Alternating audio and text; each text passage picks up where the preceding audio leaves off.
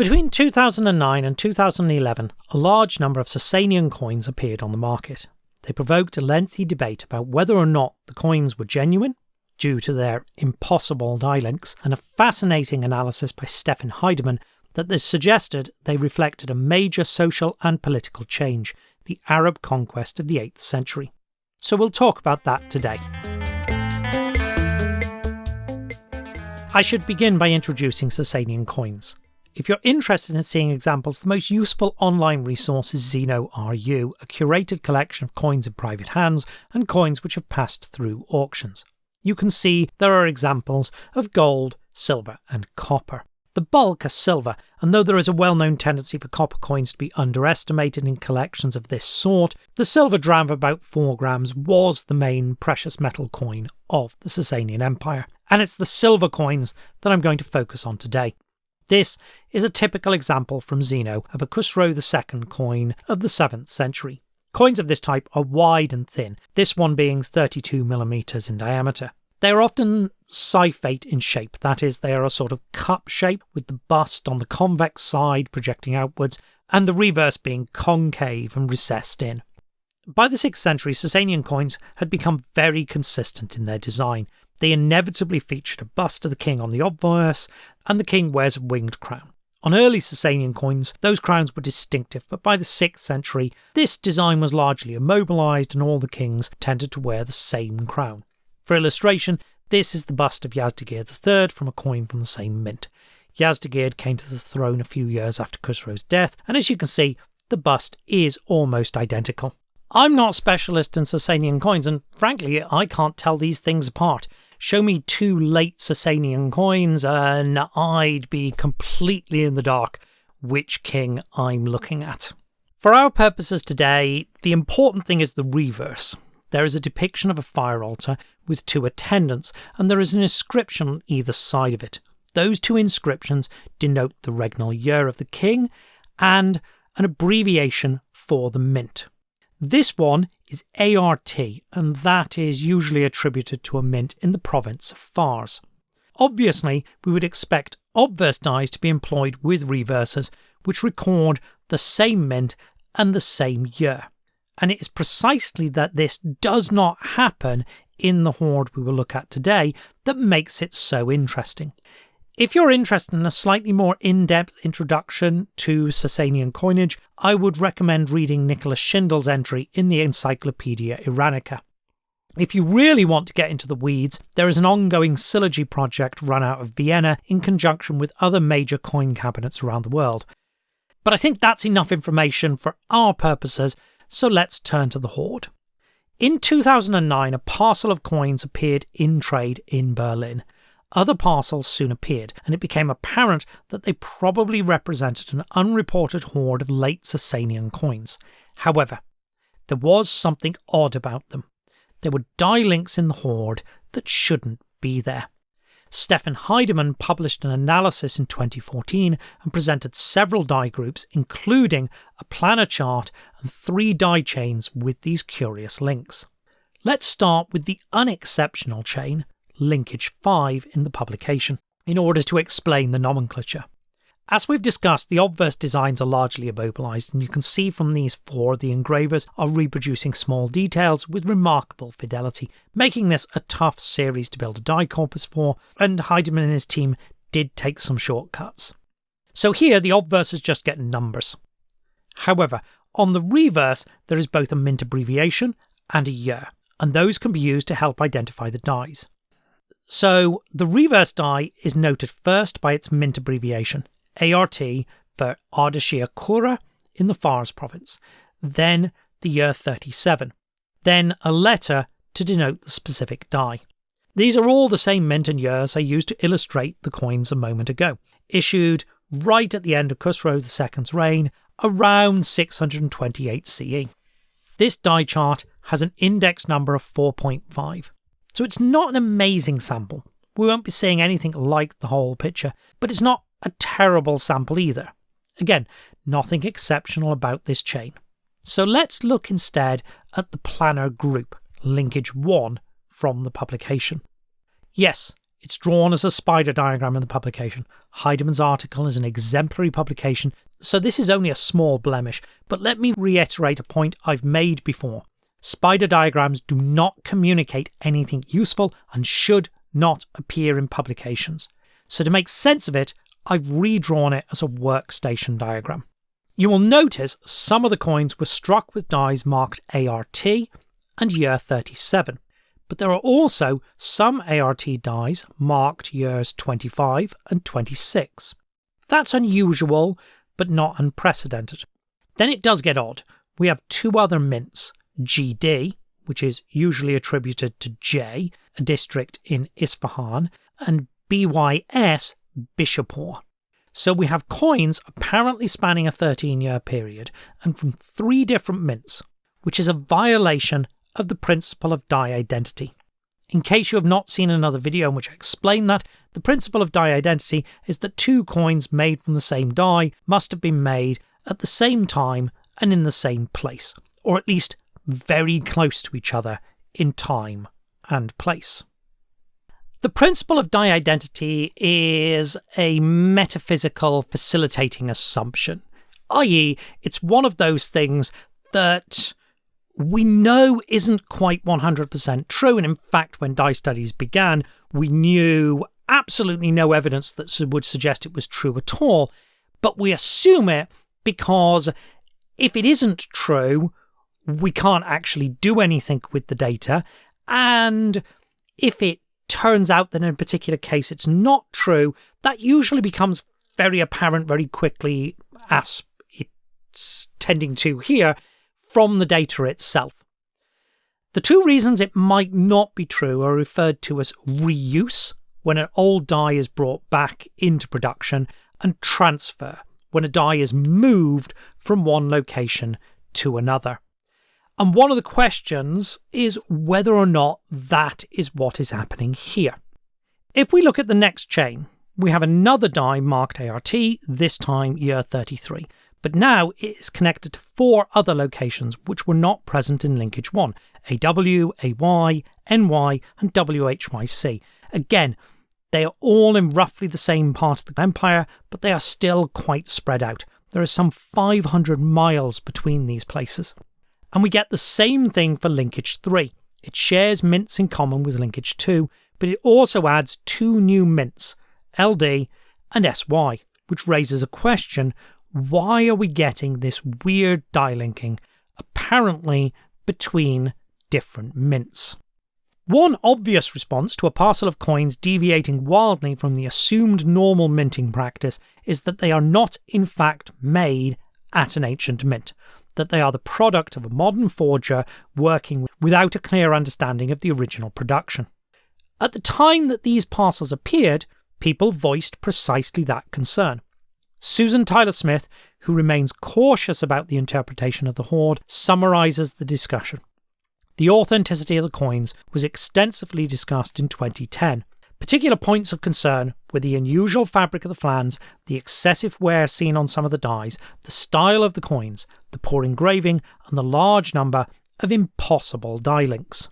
Some of those are general numismatic issues. Poor engraving and styles suggest the dies were made by people copying the coins. An unusual fabric would suggest the blank of the coin was not made by the people we would normally expect to make it.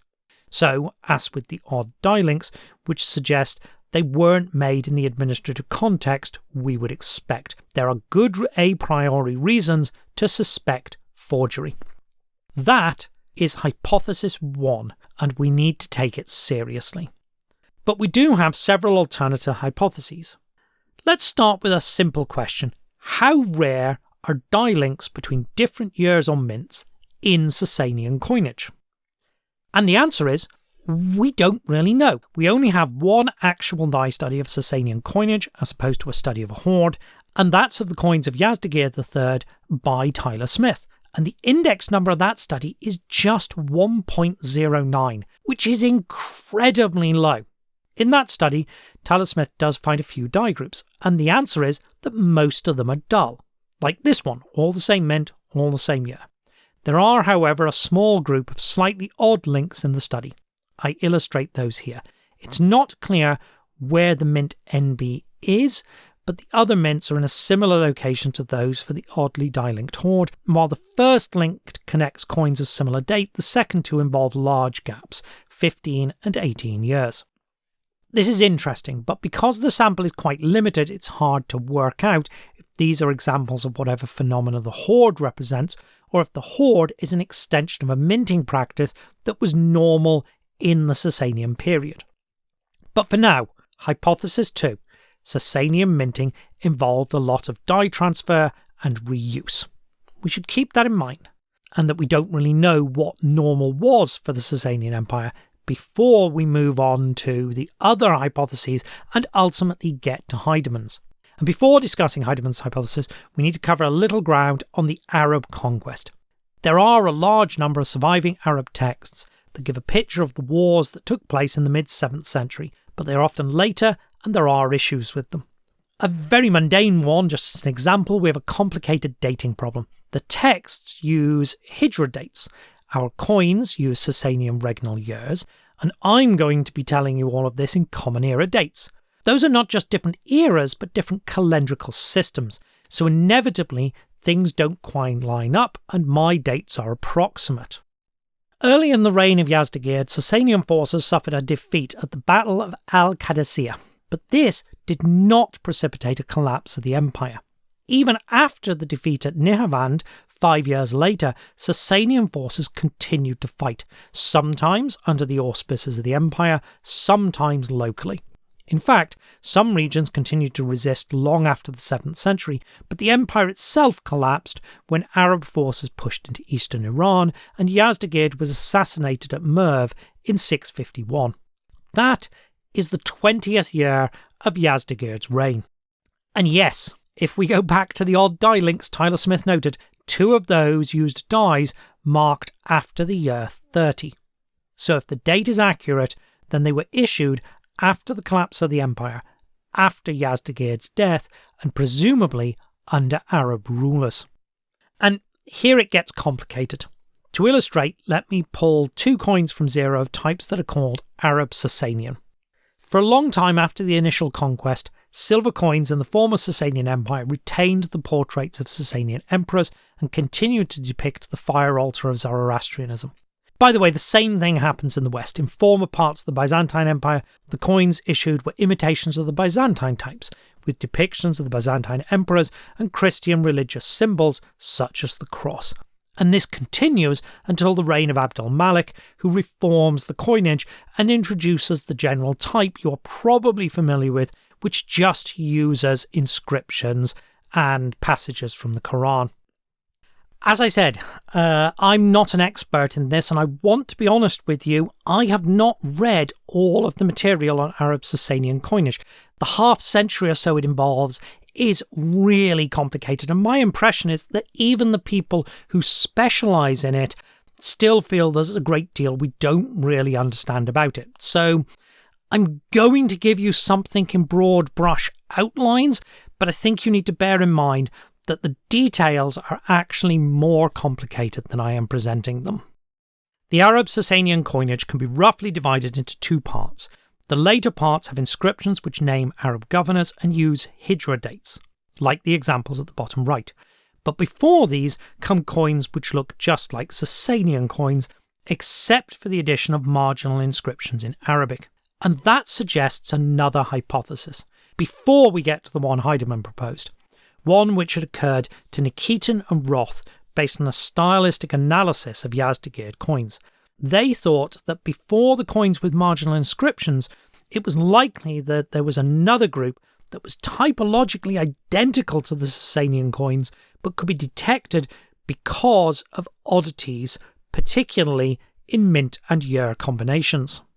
They write, some of these drams with the name of Yazdgard bear unlikely combinations of dates and mint marks, implying either that the coins were minted in the year indicated, but in a province which had earlier come under Arab rule, or that the dates and or mint marks were copied from prototypes with no regard to their actual meaning. And that is a potential explanation for the oddly die-linked hoard, that it was actually made under Arab rule, possibly not at any of these mints, by engravers who were randomly pairing different inscriptions, either without understanding them or without actually caring about them, which I suspect must be part of the issue, and we can file it away for now as hypothesis number 3. But it's not the explanation Heidemann and team came to. Before I do finally get to that, I think it's worth clarifying the chronology because it's possible that I might have confused you a little bit up to this point. The coins from the oddly die-linked hoard are all coins of Khusro II, while the coins I talked about just now, which Tyler Smith did a die study on, are coins of Yazdgard III. Yazdgard III succeeded Khusro after a 4-year interregnum, during which coins were issued by at least 7 different rulers. So Yazdgard III comes later than Khusro, and it was under Yazdgard that the Arab invasion destroyed the Sasanian Empire, but the Arabs issued coins imitating types of both Khusro and Yazdgard. And finally, sorry for the wait, but that stuff was kind of important context. Let's turn to Heidemann's article and the hypothesis in it. They argue, based on the dies, that the hoard cannot be a forgery, writing, "Proof for the authenticity of the die-linked series is found on one coin, struck with a die from the chains, which was recorded in July 1996 when it was acquired for a private collection. The point being that if a die was known in 1996, it cannot have been made by a forger in 2009.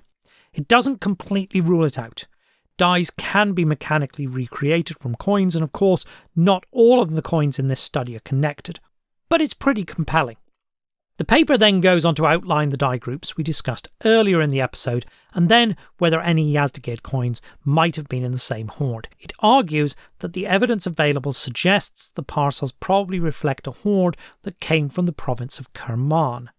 I want you to take careful note of where Kirman is located with relation to the mints on the coins of Khusro from the hoard. Heidemann goes on to suggest that the latest coins of Yazdgard in the parcel are probably the closing date for the hoard, around 646. Now, the closing date of a hoard is not the same thing as the date at which the coins were buried, but I think the suggestion is that they are very close here. And obviously it's not the date when the coins were made, at least it isn't normally.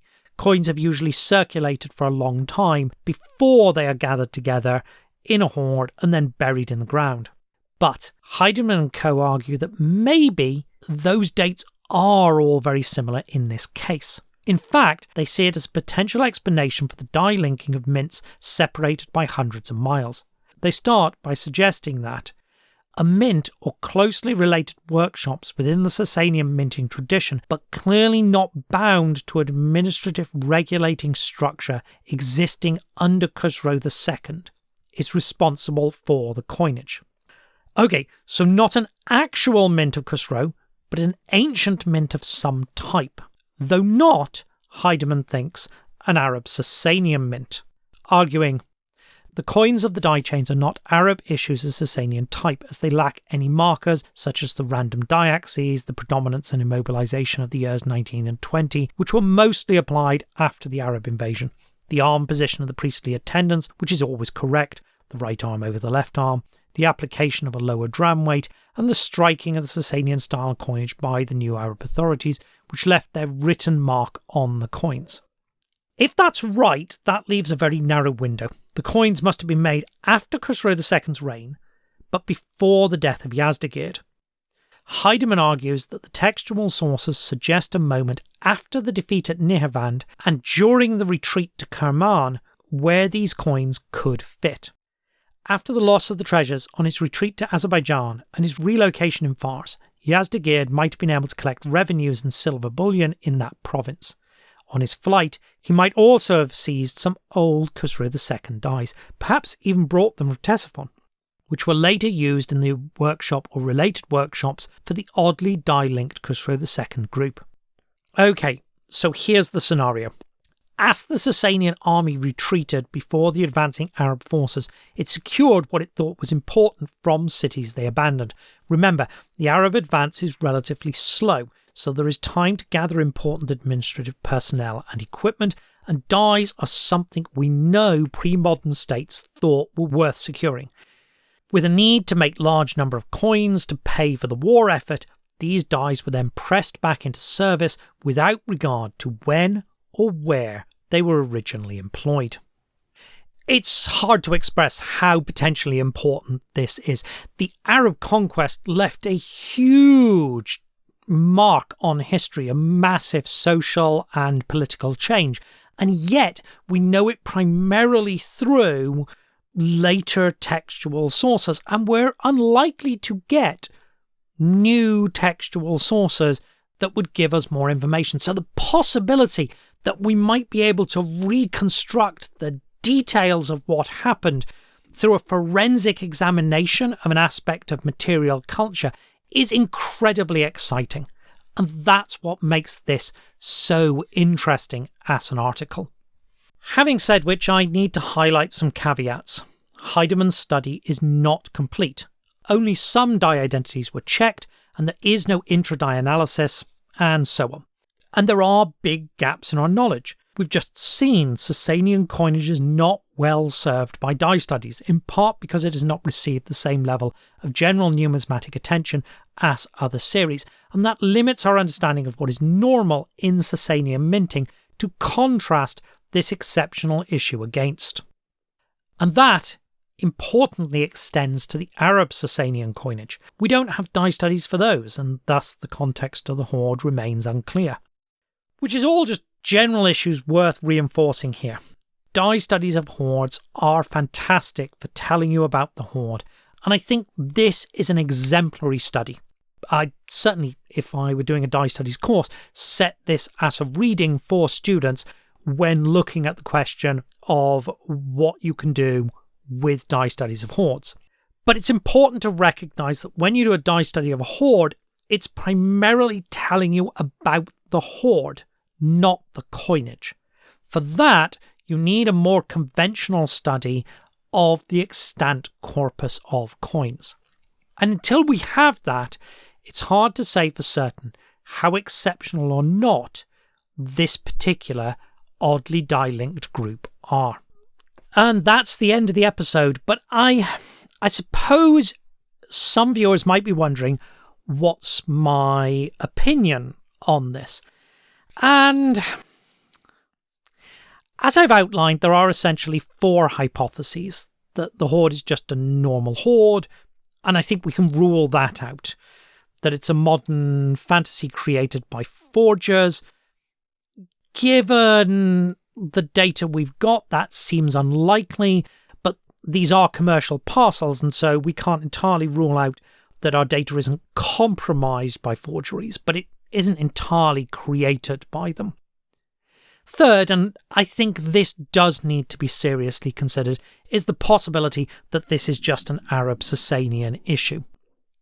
That essentially, if we had more data on Arab Sasanian coins through die studies, we'd see that this fits fairly logically into that.